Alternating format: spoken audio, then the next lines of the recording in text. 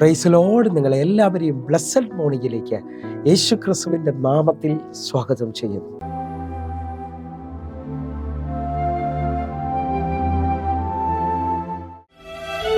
പ്രാർത്ഥനയ്ക്കുത്തരം നൽകുന്നവനേ, നിന്റെ സന്നിധിയിൽ ഞാൻ വരുന്നേ.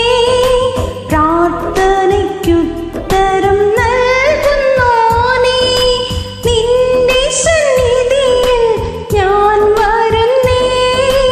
സ്വർഗീയാനുഗ്രഹ ഭണ്ഡാരത്തിൻ വാതിൽ തുറക്കണമേ. സ്വർഗീയാനുഗ്രഹ ഭണ്ഡാരത്തിൻ വാതിൽ തുറക്കണമേ. കേൾക്കണേ എൻ പ്രാർത്ഥന, നൽകണേ എൻ യാചന. കേൾക്കണേ എൻ പ്രാർത്ഥന, നൽകണേ എൻ യാചന.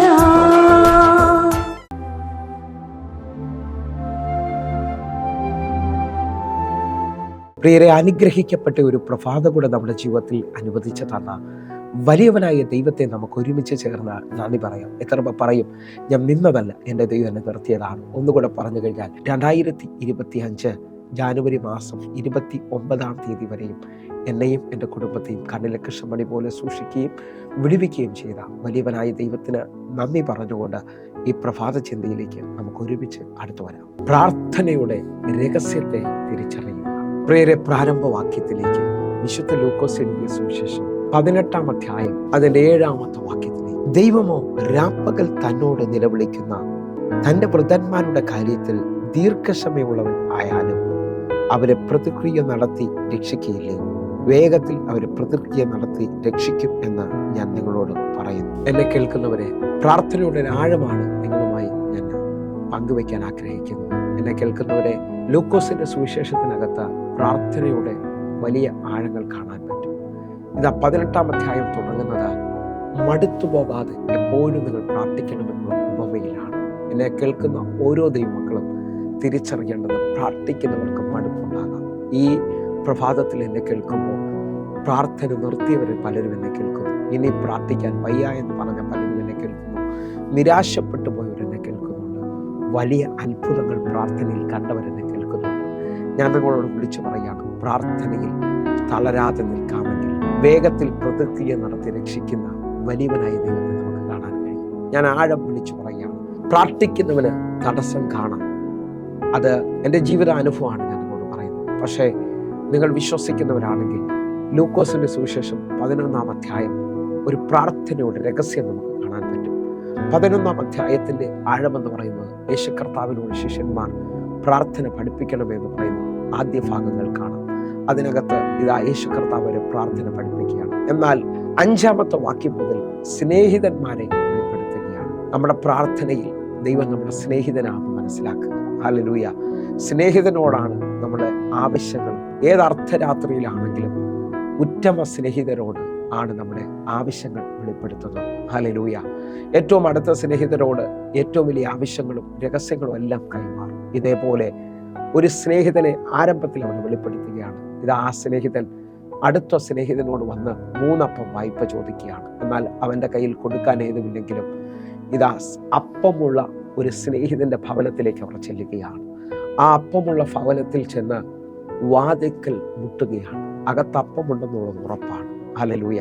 ഞാനിവിടെ ആഴം വെളിപ്പെടുത്താൻ ആഗ്രഹിക്കുകയാണ്. ലൂക്കോസിന്റെ സുവിശേഷം 11 അധ്യായം അതിൻ്റെ 7-ാമത്തെ വാക്യം, എന്നെ പ്രയാസപ്പെടുത്തരുത്, കഥ കടച്ചിരിക്കുന്നു, പൈതങ്ങളും എന്നോടുകൂടെ കിടക്കുന്നു, എഴുന്നേറ്റ് തരുവാൻ എനിക്ക് കഴിയില്ല എന്ന് അകത്തുനിന്ന് ഉത്തരം പറഞ്ഞാലും അവൻ സ്നേഹിതൻ ആകൊണ്ട് എഴുന്നേറ്റ് അവന് കൊടുക്കുകയില്ലെങ്കിലും അവൻ ലജ്ജ കൂടാതെ മുട്ടുക നിമിത്തം എഴുന്നേറ്റ് അവന് വേണ്ടുവോളം കൊടുക്കുമെന്ന് ഞാൻ നിങ്ങളോട് പറയുന്നു. 7-ാമത്തെ വാക്യം ആഴമായി ശ്രദ്ധിക്കുമ്പോൾ അവിടെ 4 തടസ്സങ്ങളാണ് പ്രാർത്ഥിക്കുന്ന അല്ലെങ്കിൽ മുട്ടുന്നവന് വേണ്ടി വെളിപ്പെട്ടു വരുന്നത്. ഇതാ വാതിക്കൽ മുട്ടാൻ തുടങ്ങുമ്പോൾ അകത്തുനിന്ന് ഒരു മറുപടി വരികയാണ്, എന്നെ പ്രയാസപ്പെടുത്തരുത്. 2, വാതിൽ അടച്ചിരിക്കുന്നു. 3 പൈതങ്ങൾ എന്നോട് കൂടെ കിടക്കുന്നു. 4 എനിക്ക് എഴുന്നേറ്റ് തരുവാൻ ഇപ്പോൾ കഴിയില്ല എന്ന് പറയുകയാണ്. ഇതിനകത്ത് 2ാമത്തെ ചിന്തയും 4ാമത്തെ ചിന്തയും വലിപ്പമുള്ളതാണ്. ആദ്യമത്തത് പ്രയാസപ്പെടുത്തരുത് എന്ന് പറഞ്ഞാൽ ആ പ്രയാസത്തെ നമുക്ക് ഒന്നുകൂടെ യാചിച്ചാൽ ചിലപ്പോൾ മാറാം. പക്ഷെ മുമ്പിൽ കടകടച്ചിരിക്കുന്നു എന്ന് പറയുന്നത്, കടകടച്ചിരിക്കുന്നവർ പ്രാർത്ഥന നിർത്തുന്ന അനുഭവം. നമ്മൾ ആ പ്രാർത്ഥിച്ച വിഷയത്തിനകത്ത് ഇനി മറുപടിയില്ല, തീർന്നു. ഇതാ യേശു കർത്താവ് ലാസറിന്റെ കല്ലറയുടെ മുമ്പിൽ വന്ന് നിൽക്കുമ്പോൾ മറിയം എന്ന് പറയുകയാണ് 4 ദിവസമായി നാറ്റം വെച്ചു. പക്ഷെ യേശു മറുപടി പറയുകയാണ്. യേശു ആ കല്ലറയുടെ മുമ്പിൽ നിന്ന് മാർത്തയോട് മറുപടി പറയാണ്, വിശ്വസിച്ചാൽ നീ ദൈവത്തിന്റെ മുഖത്തും കാണും. എന്നിട്ട് യേശു മുകളിലോട്ട് നോക്കി പിതാവിനോട് പറയാണ്, നീ എപ്പോഴും എൻ്റെ പ്രാർത്ഥന കേൾക്കുമെന്ന് എനിക്കറിയാം, എങ്കിലും എനിക്ക് ചുറ്റും നിൽക്കുന്നവർ വിശ്വസിക്കേണ്ടതിന്. നിങ്ങൾ വിശ്വസിക്കുന്നുണ്ടോ? പ്രാർത്ഥനയിൽ ഏത് അടഞ്ഞ വാതിലുകളും തുറക്കും. നമ്മുടെ ചിന്ത 4 തടസ്സങ്ങളാണ് ഇവിടെ കാണുന്നത്. 1 പ്രയാസപ്പെടുത്തരുത്, 2 കടകടച്ചിരിക്കുന്നു, 3 പൈതങ്ങൾ കിടക്കുന്നു. പൈതങ്ങൾ കിടക്കുന്നു എന്നുള്ളതും വലിയൊരു തടസ്സമായെന്ന് നമുക്ക് തോന്നുന്നില്ല.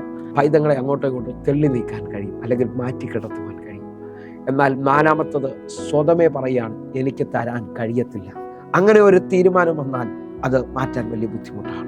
ഈ 2 കാര്യങ്ങൾ നിങ്ങൾ തിരിച്ചറിയും. 1 കടകടച്ചിരിക്കുകയാണ്, 2 ഒരു മറുപടി വരികയാണ്, എനിക്കത് കഴിയത്തില്ല. പക്ഷെ ഏറ്റവും വലിയ ആഴം, ഒരു കീവേഡ് ഞാൻ നിങ്ങൾക്ക് കൈമാറുകയാണ്. ഉൽപ്പത്തി മുതൽ വെളിപ്പാട് വരെയുള്ള പുസ്തകങ്ങൾ ശ്രദ്ധിച്ചാൽ കീവേഡുകളുണ്ട്, തുറക്കുന്ന താക്കോലുകൾ. ഒരു കീവേഡ് അവിടെ വ്യക്തമായി കൊടുക്കുകയാണ്. എന്നാലും ലജ്ജ കൂടാതെ മുട്ടുന്നവന് ഇതാ വാതിൽ തുറന്ന് വേണ്ടുവോളം കൊടുക്കുകയാണ്. വന്നത് 3 അപ്പത്തിന്റെ കണക്കുമായിട്ടാണ്. 3 അപ്പം വ്യക്തമായി ചോദിക്കുകയാണ്. പക്ഷേ ലജ്ജ കൂടാതെ തരത്തിൽ നിന്നുള്ള ഉറപ്പ് വന്നിട്ടും, വാതിൽ തുറക്കത്തിൽ നിന്നുള്ള ഉറപ്പ് വന്നിട്ടും ഇതാ ലജ്ജ കൂടാതെ വീണ്ടും മുട്ടുകയാണ്. അവൻ തുറന്നാൽ വേണ്ടുവോളം കൊടുക്കുകയാണ്, എണ്ണിയാൽ തീരാത്ത അനുഭവത്തിൽ. എഫേസ്യ ലേഖനം വ്യക്തമായി 3-ാം അധ്യായം 20-ാമത്തെ വാക്യം പറയുന്നു, നാം ചോദിച്ചതിലും നിലച്ചതിലും അത്യന്തപരമായി നമ്മിൽ വ്യാപരിക്കുന്ന ശക്തിയാൽ ചെയ്യാൻ കഴിയുന്നവന്. നിങ്ങളും ഞാനും ചോദിച്ചതിനേക്കാൾ വലിപ്പം കാണാൻ പോവുകയാണ്. നിങ്ങളുടെ പ്രാർത്ഥനയിൽ നിങ്ങൾ പിടിച്ചു നിൽക്കൂ. ഞാൻ ആ കീ നിങ്ങൾക്ക് വേണ്ടി തുറന്നു തരാൻ പോവുകയാണ്. നിങ്ങൾ എത്ര പ്രാർത്ഥിച്ചിട്ടും നടന്നില്ല, ഒരു സാധ്യതയും ഇല്ലെന്ന് നിങ്ങൾക്ക് തോന്നുന്നുണ്ടോ? ഡേറ്റ് കഴിഞ്ഞെന്ന് തോന്നുന്നുണ്ടോ? നിങ്ങളുടെ സാധ്യത വലുതായി തീരാൻ പോവുകയാണ്. മറ്റാർക്കും ഇല്ലാത്ത പ്രതികൂലത നിങ്ങൾ കണ്ടിട്ടുണ്ടോ? ആരും പറയാത്ത സാക്ഷി നിങ്ങൾ പറയാൻ പോവുകയാണ്. നിങ്ങൾ വിശ്വസിക്കുക. ഒന്നുകൂടെ മടുപ്പ് കൂടാതെ, ലജ്ജ കൂടാതെ ഈ മണിക്കൂറുകൾ പ്രാർത്ഥിക്കുക. വലിയത് കർത്താവ് ചെയ്യാൻ പോകുന്നു. ദൈവം കടക്കാരനല്ല. എങ്കിൽ എന്നെ കാണുന്ന ഓരോ മക്കൾക്കും വേണ്ടി പ്രാർത്ഥിക്കുന്നു. ഞങ്ങളെ സ്നേഹിക്കുന്ന ഞങ്ങളുടെ നല്ല ദൈവമേ, പൂർണ്ണ ഹൃദയത്തോടെ ഓരോ മക്കൾക്കുമായി ഞാൻ പ്രാർത്ഥിക്കുന്നു. ഇവർ വിടുതലുകൾ കാണട്ടെ, ഇവർ അത്ഭുതം കാണട്ടെ, ഇവർ ദൈവപ്രവൃത്തി കാണട്ടെ. യേശുവിൻ്റെ നാമത്തിൽ ഞാൻ പ്രാർത്ഥിക്കുന്നു. ഇവരുടെ വിടുതലുകൾ തുറക്കട്ടെ. പ്രാർത്ഥനയിൽ ഇവർ മുമ്പോട്ട് ചലിക്കട്ടെ.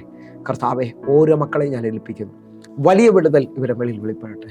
ഒരിക്കൽ കൂടെ ഞങ്ങൾ സമർപ്പിക്കുന്നു യേശുവിൻ നാമത്തിൽ തന്നെ, ആമേൻ. പ്രിയരെ, പ്രഭാത സന്ദേശം നിങ്ങൾക്ക് അനുഗ്രഹമാകുന്നുവെങ്കിൽ നിങ്ങൾ നമ്മുടെ യൂട്യൂബ് ചാനൽ സബ്സ്ക്രൈബ് ചെയ്യുകയും ഫേസ്ബുക്കിലേക്ക് നിങ്ങൾ ജോയിൻ ചെയ്യണമെന്ന് ഓർപ്പിക്കുന്നു. ഈ യൂട്യൂബ് ലിങ്കുകൾ നിങ്ങൾ മറ്റുള്ളവരിലേക്ക്, നിങ്ങൾക്ക് ഒരാൾക്കും കൂടെ ഇത് കൈമാറുവാൻ കഴിയും. പ്രാർത്ഥനയുടെ രഹസ്യങ്ങൾ അവരും തിരിച്ചറിയട്ടെ. അതേപോലെ എല്ലാ ദിവസവും വൈകിട്ട് 6 മണിക്ക് നമുക്ക് സൂമിൽ ആരാധന നടക്കുകയാണ്. നിങ്ങളെ ഞാൻ ക്ഷണിക്കുന്നു, നിങ്ങൾ കടന്നു വരണമേ. ദൈവം വലിയ കാര്യങ്ങൾ ഈ ദിവസങ്ങളിൽ ചെയ്യുമെന്ന് വിശ്വസിക്കുക. കർത്താവിൻ്റെ കരം നിങ്ങൾക്ക് വേണ്ടി വെളിപ്പെടും. എങ്കിൽ അടുത്ത ദിവസം കാണുമ്പോഴേയും സ്വർഗത്തിലെ ദൈവം നിങ്ങളെ കാക്കുമാറാകട്ടെ. God bless you. ആമേൻ.